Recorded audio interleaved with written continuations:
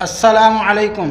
نبی کی اطاعت کرنے والے جنت میں داخل ہوں گے اور نبی کی نافرمانی کرنے والے جنت سے محروم رہیں گے۔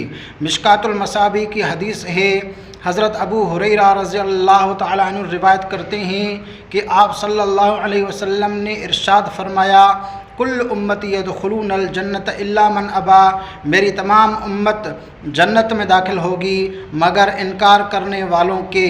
قیل ومن ابا، پوچھا گیا کہ انکار کرنے والے کون ہیں؟ تو آپ صلی اللہ علیہ وسلم نے فرمایا، من اطاعنی دخل الجنہ، جس نے میری اطاعت کی تو وہ جنت میں داخل ہوگا، ومن عصانی فقد ابا، اور جس نے میری نافرمانی کی تو اس نے انکار کیا، تو ایسا انکار کرنے والا شخص جنت میں داخل نہیں ہوگا۔